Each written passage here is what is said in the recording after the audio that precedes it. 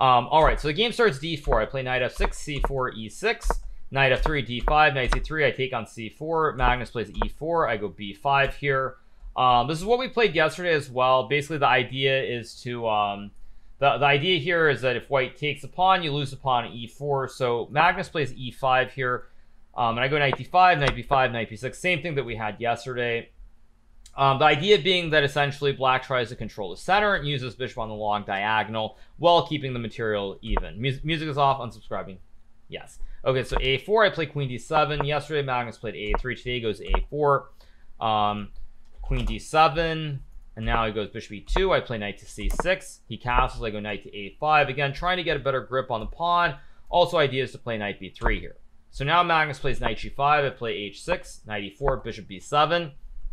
Knight c5 is played here. So I play bishop takes c5. He takes. And now I go knight to d5 here. Magnus plays rook a3. The idea to maybe swing the rook over and attack my king side as well. And now it's a little bit tricky here. I have to go a6 to kick the knight out because otherwise the knight on b5 can be a bit of a pain. So he goes knight to d4. I play knight e7. Idea to play like rook d8 or to castle my king. It's kind of weird because if I can castle the king, it looks a little bit open, but my knight guards the pawns, and I have this really nice diagonal that I can use as well with the bishop on b7. So now Magnus plays queen d2. Play queen d5, attacking the pawn on g2 because, of course, if white takes the extra knight, I have queen takes pawn, which is just checkmate with the battery, and the king can go nowhere. So now he plays rook to g3. So now I castle. Or not castle, sorry, I play queen c5, apologies. I play queen c5. What camera? I'm going to do the a7-3, you guys. And here Magnus actually used a long time, by the way, to be very clear. He used probably, I want to say he went from 16 minutes, which was about our starting time. I mean, we both gained a little bit of time over the first couple of moves.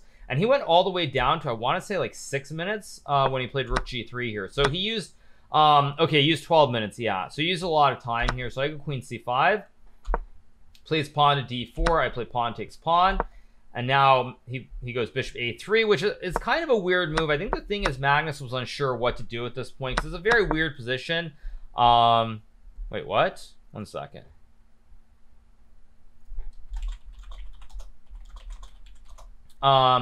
So here queen d2, rook g3 is played. And now I play queen takes c5. b4. Again, the thing is, like, white wants to play like bishop f3, maybe knight f3, maybe pawn to f3 here as well. And there are a lot of possibilities. So at the end of the day, I think Magnus was unsure. So he goes rook g3. Wait, he goes rook g3, the most obvious move. Attack the pawn, guard the pawn. Now you can also play bishop f3, and there should be a lot of pressure. So I go queen c5.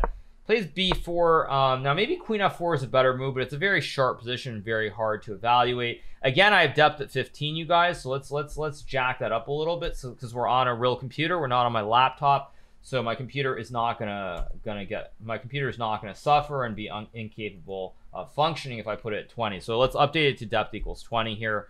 So here Magnus plays b4, very tough position. Maybe queen f4 is better. Yeah, I mean, I don't know if he hadn't looked at this position or what had happened. Maybe queen d5 was not the move he had looked at. I'm not really sure. Yeah, actually, there's your answer. Clearly, Magnus had looked at castles and not queen to d5. Queen d5 was not a move that he had looked at, so that's why I used so much time. So I take, he goes b4. Again, maybe queen f4 is good. I think time will tell. I don't know what the analysis is. He goes b4. I take bishop a3, queen a5. And now I go bishop d5. Very nice move because, of course, if I try to castle to guard this pawn, white has rook takes pawn, and it's a double attack. And now when I go queen a2, he goes rook takes b7, and it's just completely winning for white. So I go bishop d5, and now he plays rook takes g7. Which I don't know if this is the best move, but already it's kind of dire. It's a bit of dire straits here for black for white, sorry, because white is down 2 pawns here. White has 5 pawns, whereas I have 7 here. So it's quite tricky.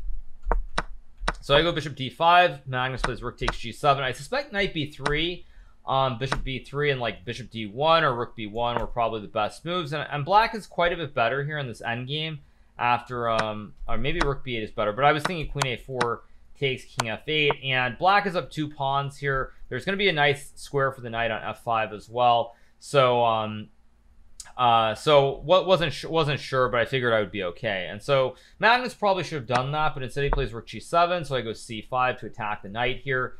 Plays bishop h5, and now I play pawn takes knight. If I go to blitz tomorrow, will I get the black pieces? You mean Armageddon? Is that what you mean? No. So in terms of Armageddon, I think the higher seed gets a choice, and I'm not the higher seed in this event. And in actually most of the other events, I won the qualification stage, so I was the #1 seed, not Magnus, which meant that I got the choice. When we played that third match and there was the Armageddon game, I had the choice of color and I chose black. Whereas in this one, I don't have the choice of color, so Magnus gets the choice. So that will matter, and I'll get to all of that later as we go through the analysis. So here I play c5. Magnus goes bishop h5. I take. He takes with the rook. I go king d7. Gotta avoid all kinds of tricks with like queen c7. So I go king d7. He plays bishop g4, and now I go king c6, which I think is a good move because white has this very weird idea to play queen takes d5. Flip a coin next time. Yeah, I mean, I'll talk about that later. So here I go king c6, bishop e6, rook f6, and I go king d7, which probably is wrong. I think king b7 would have been the cleanest way to win, because after rook takes e6, knight c6, queen d5, I can just go rook c8 here. I'm up a knight, and my king is actually very safe with all these pawns around. I can go like rook c7, rook b8, and b2. I did not make the regulations. Yes, you guys, I didn't make the regulations. So yeah, let's not get into that. So I go king d7, Magnus goes queen b6, I go bishop d5, rook d6, king e8. He takes, I take, queen 6, king e7 here. Queen b7, I go king e6, and now he plays, what's this? Every other move other than king c6 was losing. Okay, fair enough. So queen c6, king e7, and actually apparently what I did wrong was here. I was oddly supposed to go king c8, and I was very worried that after e6, white has rook d7 and queen c7 with checkmate ideas. King is very open. There might be a rook c1 or a queen c5 check as well. So yeah, king c8 is objectively better apparently, but it's, I mean, to go rook g8, g3 and just go b2, and to realize that after rook d7 I can go queen c3. I mean, it's very iffy here. It's hard to believe, like, after rook e7 that I can just go queen c1 and it's winning. It's just, I mean, it's very hard to play like this because your king is very open, and it's hard to believe there's not some kind of tactic here for white. So I should have gone king c8. Instead I go king e8. He takes, I take, check. I go back because again I don't want to make the draw here. So I decide to go king f5, and apparently after queen d5 I have to play rook a d8. No, maybe not. I go queen e7. And apparently what I was told by my second after the game is that rook c1 here is supposed to be a draw. I don't know why, like, the engine on doesn't see it yet, but apparently according to the supercomputers, after rook c1, this would have been a draw due to kind of a repetition that I can't avoid. Again, both of us were pretty low on time. We were around 1 minute, so it's a very tough move to find here. Yeah, so this would have been this would have been a draw. Like I said, we both didn't have much time. Very hard to see at this point. No, I mean, I think with plenty of time, you might see rook c1, but after like rook a f8, seeing the correct setup of the pieces, like with queen f3 and like a queen g3, it's very, actually, I'm wondering, because see, on this computer, it's not even saying it's a draw yet. So where's the draw? So rook c6, queen e5, here, and h3. Ah, because you have queen g4. Wow, okay, I mean, this is insane. This is just insane. Like, no, I'm not even sure Magnus would have seen this. He might have seen rook c1, but beyond that, who knows? But yeah, this is a little bit much. This is a little bit too much here. This is really too much. So, I mean, for humans, it's way too much. So e6, king g6, queen e4, and now basically the thing is, black is up one rook. The rooks are on their original squares. They haven't moved. So the real question is, can I push the pawn up the board? So he takes, I go here. Now I block. Now my king is safe. There are no checks. Queen c4. And very importantly, I go b2 here. And the point is that even though my rooks are sort of bottled up. If I get like 1 or 2 moves here, like rook h7, rook b8, this pass pawn, because it's 1 square from queening, will be winning. Yeah, so here he goes. For what measure is there in regards to anti-cheating? Well, players have secondary cams on them, so like I think you guys can still see it, right? I think you can see it behind me, right? If I'm not mistaken, can you see that? I have the camera behind, so all the players have like a webcam. So that's a secondary method they do. They're not watching because I closed it. But yeah, so that's what they do. Also secondarily, what I would add is that when you're playing, like I have to turn off my second monitor. So like right now I have both monitors on, but when I'm playing, I'm only looking at this one, and I just turn off the other one. Gotham Chess says, WTF, they see me. Good one, Levy, good one. What if you need to go to the restroom? Well, I was thinking about that. In a way, I was lucky because I did have to run to the restroom very briefly during that third game. And I was thinking, you know, if my webcam had cut out when I went to the restroom instead of like 2 minutes later, then that would have been a complete disaster. So at least that didn't happen. Cover it. It's closed, you guys. It's closed. It's turned off. I would have to open it for it to record. So yeah. So I go rook b8. Goes queen e4. I go rook h7 here. Again, a good move. Create a square for the king. Idea to go queen b7. More geometry because, again, pass pawn with the rook behind it, so it's very, very strong. Goes rook b1. I go queen b7. Can the players see each other during the game? Yes, they can. Did I get fined for the webcam issue? Not as far as I know. If you know, but if they try to do that, I will make some arguments about some other people who broke the rules in a far more blatant way and were not fined. That's what I will say on the topic. And that's the one thing that I'm going to add there. So queen e2 is played here. I go rook c7. Idea to play rook c1. Now I have the pass pawn along with the queen and the 2 rooks, and it's completely winning. So here Magnus resigned in the first game, and I took the lead 1-0. How can you see Magnus if your second monitor is off? Because we're on a Zoom call. So you have like the second webcam, but you have your webcam, but then you also have the second camera. And so we're all in a Zoom call at the same time. All right, so this was the first game which I won. Second game, I made a quick draw. I guess this is a line that I've had against Mr. Daniel Naroditsky many times. We've played this draw probably at least like 10 times online. I think there was also a game between Daniel Naroditsky and Wesley So in the U.S. Championship a couple of years ago as well, where they had this quick draw. So yeah, basically make this repetition draw, and I'll give you guys some of the stuff in regards to chess. So one thing that I will say is that if you look at the career records, you look at the general matchup, this is just general strategy. What I would say is that objectively, I think my best chances are going to be in blitz chess. Objectively, if we're gonna take a look at the ratings, you're gonna look at the general performances. Blitz chess is probably where I have the biggest advantage. So if I'm up 1-0, then it makes sense for a couple of reasons. First of all, I felt very confident in my black openings. I felt that I was playing very, very good chess with black. Secondarily, I was ahead in the match, so there's that too. And third, you know, if something goes wrong, I'm closer to playing blitz, where I feel that I have a bigger advantage than I would have in rapid chess, if I even have an advantage in rapid chess to begin with. So that's sort of those are the three-pronged reasons behind the second game, and the reason that I made the draw. Fourth, what I would add is that where was I going with this? Is that also this was the first time Magnus S8 E5 in this match, so I wasn't sure what he was doing. So you also want to get a feel of what your opponent is doing, then you can do more preparation later. So let's go to the third game, the fateful third game, which was C4 E5. Magnus plays the English. I play this line.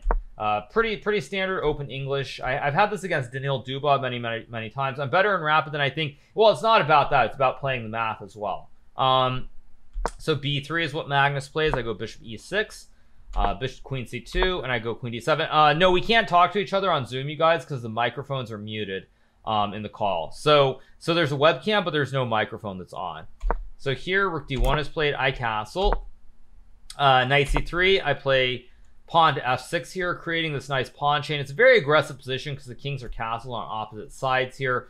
So now Magnus goes d4. I play pawn takes pawn. He goes bishop e2. No small talk with Magnus. I mean, honestly, I will say, am I worried that Magnus is watching the stream? He'll know your strats. Well, I'm not really suggesting improvements for either side. So, you know, if I was going to suggest improvements, then it would be an issue, but I'm not suggesting improvements. And in terms of talking to people, I will say one of the things is that most of us are on pretty good terms with each other and pretty friendly, but Magnus does tend to keep to himself, and he talks to a lot of the other top players far less frequently. So like there would be no small talk anyway, even if we could talk. All right, so Magnus goes bishop e2. Perhaps bishop e3 is a better move, but I would have sacked I wouldn't have sacked right away. I think I would have gone bishop f5, queen c1, pawn takes bishop, rook takes queen, pawn takes pawn, king takes pawn. And then bishop takes d7. Very imbalanced position. Black has 2 bishops, which is very good, and also a rook and a bishop for the queen. Tough position to evaluate. Maybe white is better. Maybe it's unclear, but very, very messy and hard to play. And I'm not even sure who's better if you let it get depth. Right now it says white is better after a4, but I'm not 100% sure. So let's go back. But he's a friend of Nepo, Dubov, and Giri. I feel like I don't think I've seen Magnus and Anish talk in person, like maybe ever. I mean, they obviously have, but I mean, all the banter they have on Twitter, I just don't see it. I feel like I've never even seen that in person. I almost feel like I've never seen them talk in person, other than when their games finish. So, honestly, yeah, you know. When you say they're friends, like they might be friends online, but probably not in person. Someone says microphone is laggy. I think the microphone is good. Okay, so I go bishop f5 here. Nepo's tweet about me refuting the Berlin. The funny thing with the Berlin is that I always play the Berlin against Nepo with black. The microphone is good. Excellent. Good stuff. Good stuff. So bishop f5, he goes queen c1. Of course, he plays the e4. I have pawn takes pawn. En passant, and I'm still attacking the queen. So if he captures my queen, I just capture his. So he goes queen c1, I go d3. Very logical move. White really would like to activate all the bishops on these diagonals and play on the files. So by playing d3, I close it down. And now I think the position gets very dicey for white. So he takes, I go bishop h3, bishop h1, I go bishop g4 here. Put the bishop on a bad square and then take advantage of this pin. Goes d4, and this is where I started throwing it away when I played bishop b4. I don't know why I rejected this. Originally, I was going to play queen f5, and I think after queen f5, knight h4, queen h5, the position gets very tricky here for black, or for white, I should say. And I think if I had done this, the game might have been different, of course, but very, very, very, very complicated at any rate. So h5 is almost +2. What do you mean? You mean here, h5? Or you mean after bishop h3? You mean h5 here? H5, d4, and h4. Oh, and this is just winning for black. Again, very hard to play. Really hard to play here. Again, I think if you have more time on the clock, it's probably easier to play. With not a lot of time on the clock and trying to play more on intuition, I'm not sure. Levy said that like 10 times in the stream.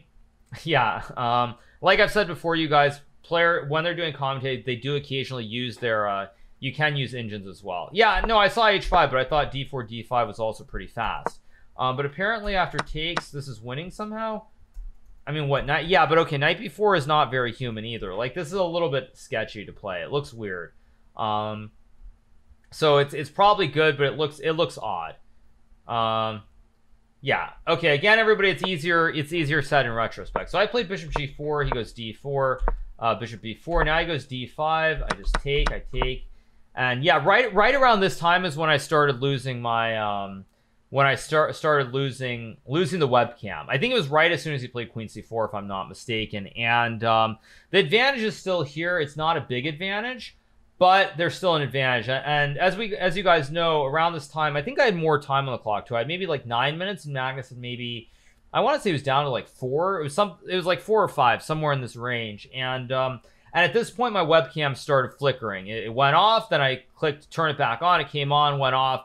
And then I started getting some notifications in the tray at the bottom where it's like USB. There's an issue with the USB connection as well. So while it was my turn, I think, or maybe it was after bishop e6, I literally got up and tried to unplug and replug, and then it started flickering and just went off completely. So you know, it's unfortunate that this happened, but you know, those things do happen, I guess. And I've had yeah, it went off right before I blundered the pawn also. So, you know, it happens. It's what it is. But it really was annoying because I had a good position. And you know, I've had the webcam for a long time. I've had it for 2.5 years. So it's kind of overdue that I buy a a new one. It's just really unfortunate. It's really unfortunate that it had to happen today. Like, literally, it could not happen at a worse time, I don't think. But it you know, it happens. And luckily, it's not the end of the world. So I go bishop f7, blame the webcam. Well, I'm not blaming it for the match, but it's certainly when you're trying to play a match and suddenly you're getting distracted by all this other stuff and having to deal with it, you certainly lose your concentration. And I did blunder immediately with bishop f7. So takes, and I take with the queen. Okay, Vanguard, goodbye, dude. I mean, I seriously, I'm not in the mood for this. I mean, like, seriously. Goodbye, you're banned. Okay, so I play queen takes c6, queen g4, I go queen e6, queen g7, rook g8, queen h6, and now I played queen f5 here, bishop g2, I go king to b8, rook to d4, and now I play rook d to e8. So Magnus goes queen d2, I play c6. Again, objectively, maybe a computer can draw this, but it's going to be very hard for a human because white has the 2 bishops. Very safe king as well. So it's really unpleasant here to play. So b4, I go queen h5, trying to take e2 and take the e file. He goes rook e1, I trade, I go rook e8, rook e4, I take. And now bishop takes e4, I play bishop to g6. Bishop g2, I play queen f5. Really, white is still much better in this endgame, but it's not that terrible because there are ideas with exchanging the queens and getting opposite color bishop endgames, potentially. So a3 played, I play queen to d3, h4 played, king c7, king h2. Now I go queen b1. Probably at this point, what I should have done is I could have tried king to d6 here, and white remains better, but there are reasonable drawing chances here because, again, I can still play these queen b1, queen c2 ideas. And perhaps, maybe in a slow game this is drawable, but in a blitz game or a rapid game when both players are getting low on time, it's going to be very hard, if not borderline impossible, to salvage this for anyone. So I go here, queen d2. Again, I was hoping that Magnus would trade the queens, take this knight, because after takes and bishop f6, now I can play h5, and this endgame I think is a draw, if I'm not mistaken. Computer doesn't understand it, but this endgame is actually a draw, because if white plays g4 takes, king g3, after here, and a6, when white pushes the king, I just keep waiting, and I just wait. If white ever goes to h6, I just wait, and there's no way for white to get the king in. And if white tries to bring the king in, I just meet the king with king f7, and there's no king g7, and after f4, I just wait forever. Whenever white goes back, I go here to stop this one. If here, I just wait. And basically, with these 2 split pawns coming down the board, this is a theoretical draw. So, all right, you guys, so let's get back to the game. So Magnus does not trade the queens. He goes queen d2. I play bishop e4, which is a critical blunder. Again, I mean, maybe I can try queen d3. No, actually, it probably doesn't matter. I think it's already just lost here. So I just go bishop e4. He takes. I take. Important that white does not play bishop e5, because then I go king d7, king g2, queen e4, hitting the king and winning the bishop next move. So so he takes, and now if I play knight f6, there's just queen f4 check, which is just winning for white. So I go king b6 here, really trying to bring the king in, create some kind of counterplay, because white has a 3-on-1, so he can create a lot of passed pawns long term. So I go here, bishop d4, and I try this idea to run the king up the board. Unfortunately, after bishop c5, it's probably just lost. If I take, white goes b5, and then in this position with the 3v2 and the safe king, white can just go slowly f3, g4, h5, and it's technically winning for white here. So I play b5, goes queen e2, and now I take, goes queen e6, good move as well. And now I played, what did I do here? I ended up playing queen d3. I wanted to go queen g6, but I think after white trades and just goes g4, yeah, it's just easily winning, creates a pass pawn. So so maybe I could have done something instead of king a3, but hard to believe that it's not just lost at this point. So queen e6, I go queen d3. Thank you, Madish, for the 2 months. Thank you so much. I go king b3, queen e6, queen c4, trying to gobble his pawn and hoping that my pawn is fast enough on b5 to get down the board.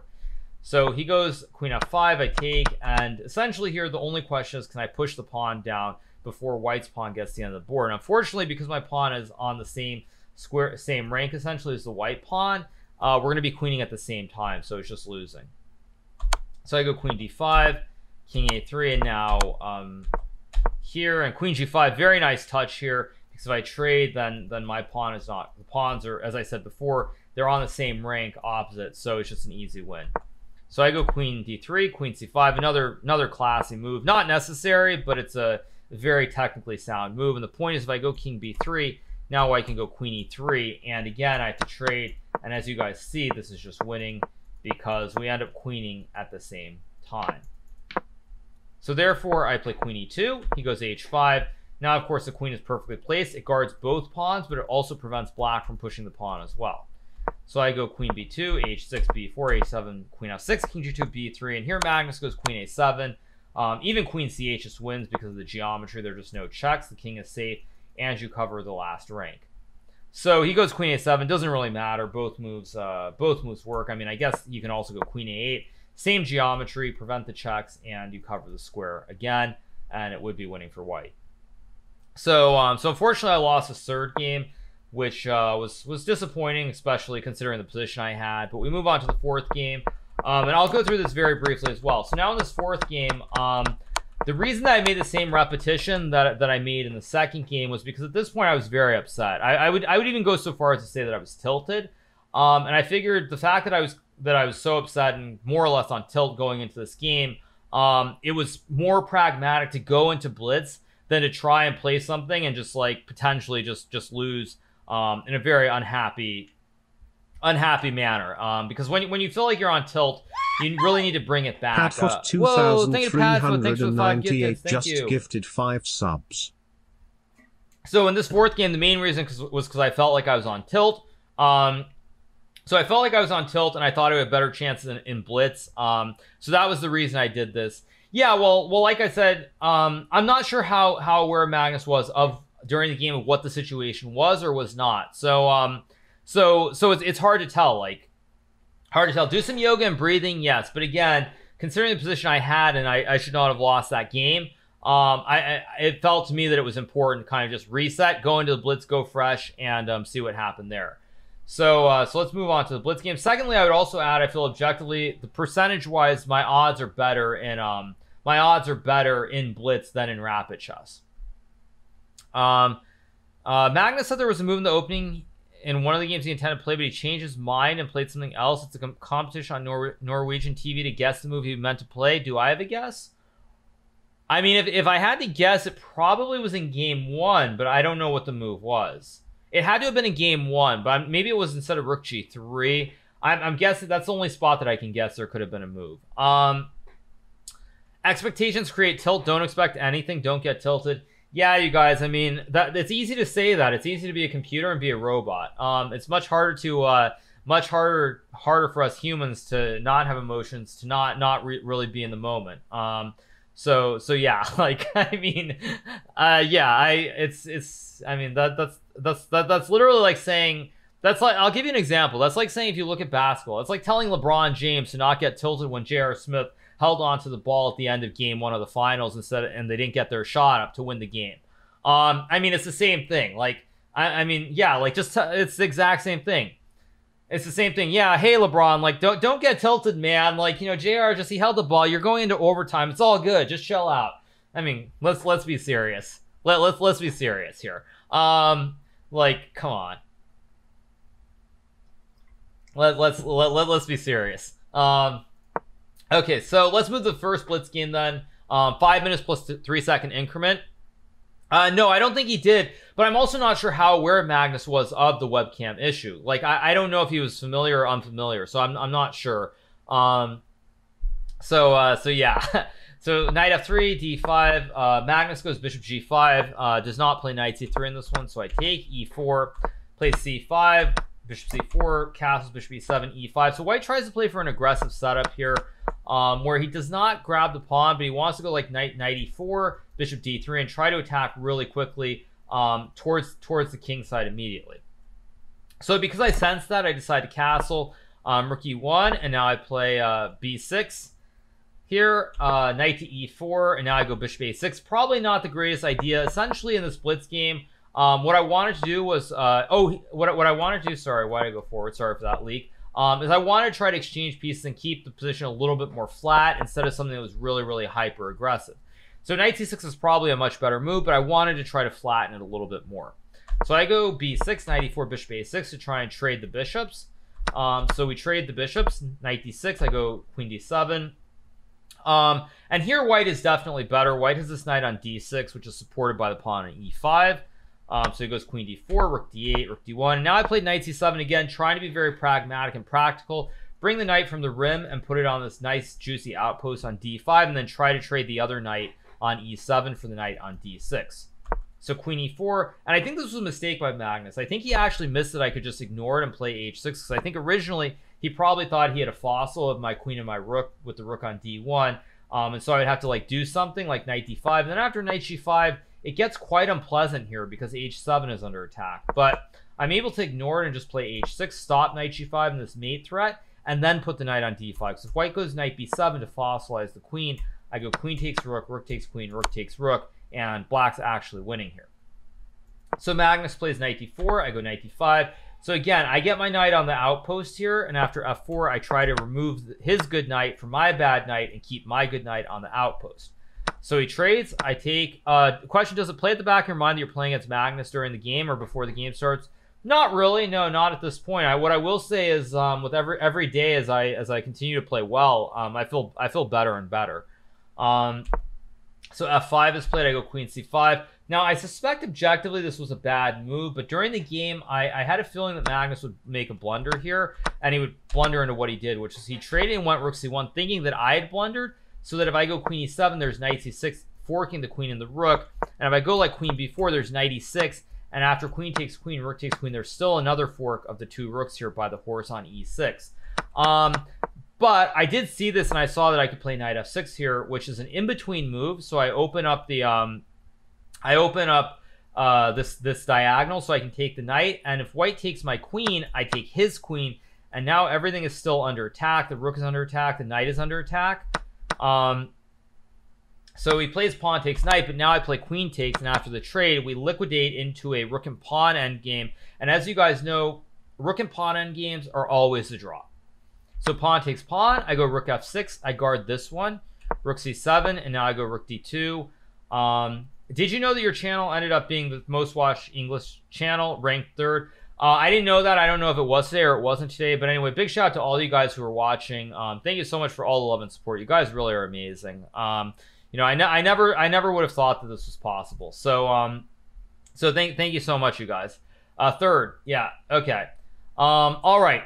So rook c7 is played. White wants to attack the pawn, but now rook c7. I go rook d2. White guards the pawn on g7, the pass pawn. But now I have the idea of double stacking the rooks on the 7th, doubling on the 7th rank, and that's more than enough counterplay here.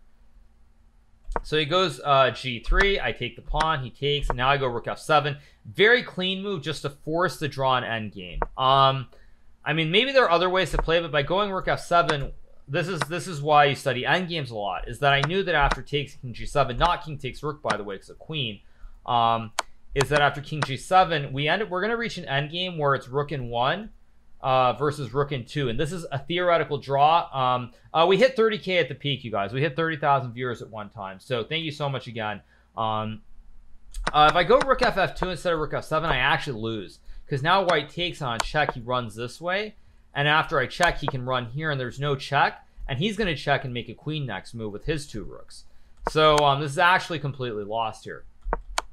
So that's why I have to go rook f7, and now we reach this endgame. And just the one last note is that I want to reach the rook in 2 versus the rook in 1, basically. So what I do is I just start marching this pawn, forcing an exchange of pawns on the A and B pawns, and now we reach this position, which is a theoretical draw because it's 2 versus 1, and I can always just guard my pawn here.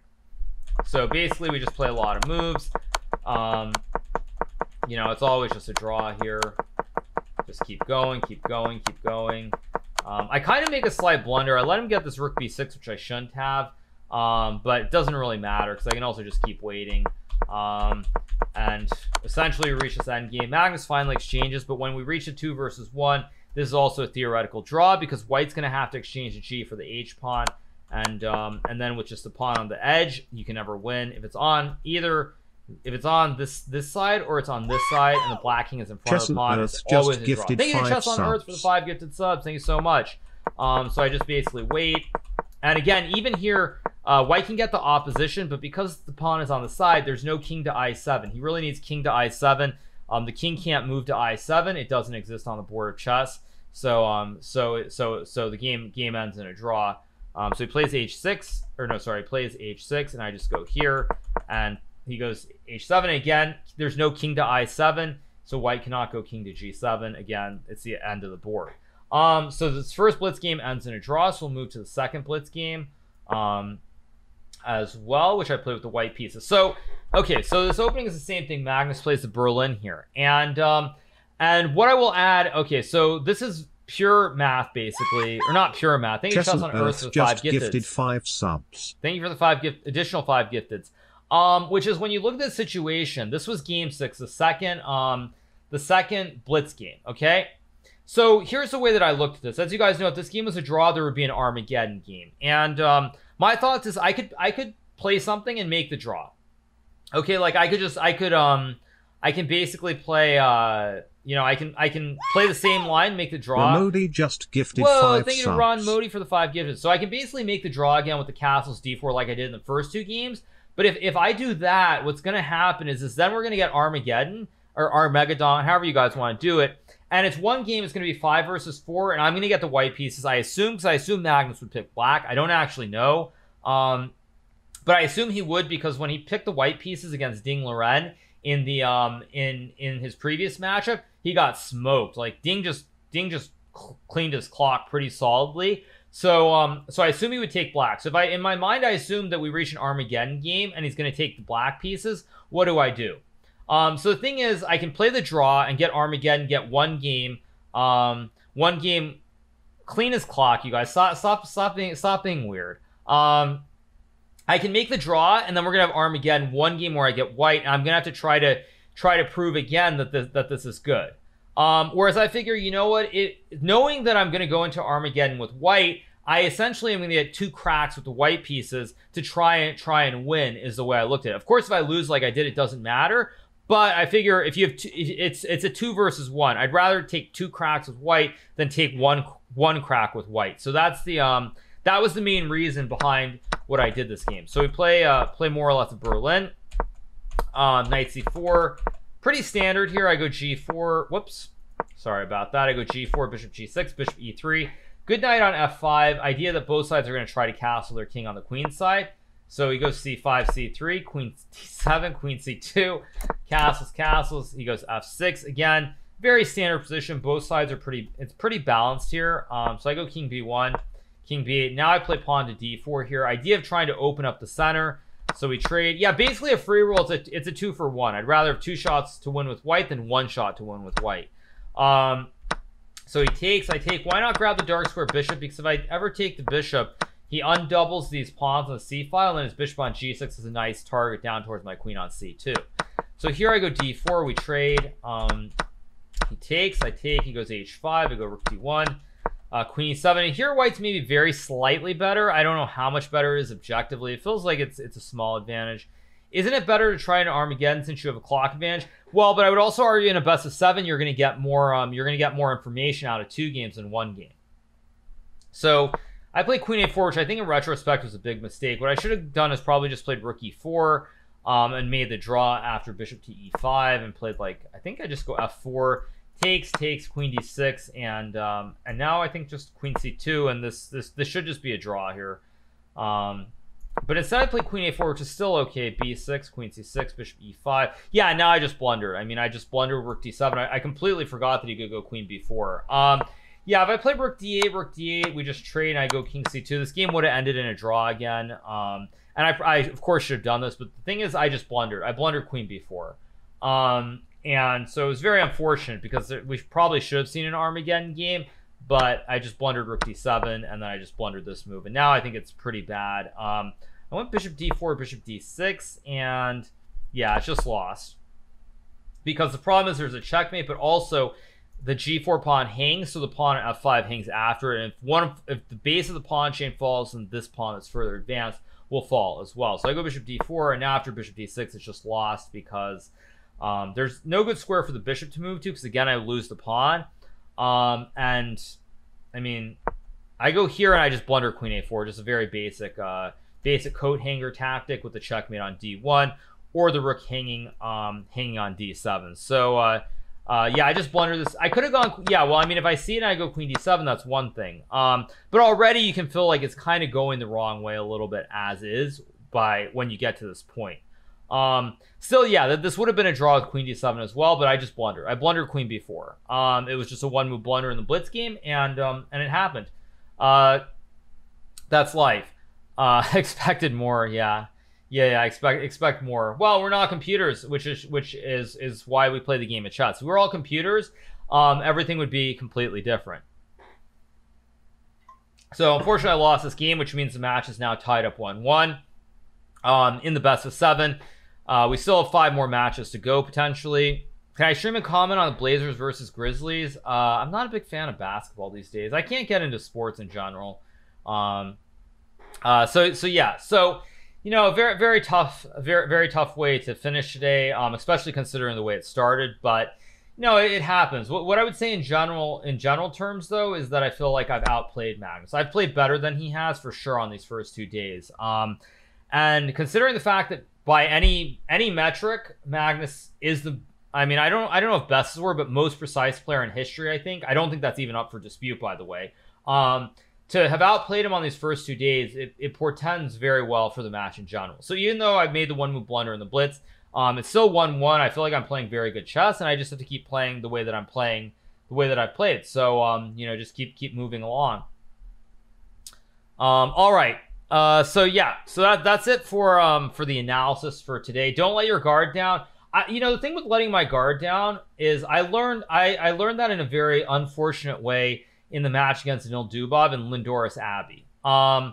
You know, the Lindoris Abbey event against Danil Dubov is where I let it slip. That is where I really let it slip. And I should not have, and I should not have done that. I kind of relaxed too much. I would say not necessarily after I beat Magnus in that event, but when I beat Danil in the first match, I just relaxed. I thought, okay, I won the first match, it's over. I'm just gonna cruise. I'm gonna win, and yeah, it didn't work out. So that's life. Yeah, I mean that's what I would say. That Dubov match specifically is what really kind of made me learn that, like, I have to play well. I'm almost certain that Magnus's play is more precise than Kasparov on average. I could be wrong, but I'm pretty certain on that. Unless I'm insane, I'm pretty sure if you look at stats, Magnus's chess is more precise than Gary's. So yeah, all right, it's 1-1 again. Not the end of the world. Like I said, I've been playing very good chess, and that's really, I think, first and foremost what you want to do. Play good chess, stay focused, and then, you know, when you have your opportunities, make the most of them. How did I miss queen b4? Because it was a blitz game, you guys. If this was like a classical chess game or a rapid chess game, most likely I would not have missed it. But yeah, it happens. In a blitz game, you're down to like 3 minutes. Like you got to move, and you miss things. I mean, Magnus blundered a rook against me in the Armageddon game, for example. He just blundered I think it was like a rook takes knight, and there was just like a queen e1 check hitting the king and picking up the rook. So everybody can blunder in blitz chess. Like it happens. That's not shocking at all. Pulling for you, Hikaru, there's no J.R. Smith on your team, right?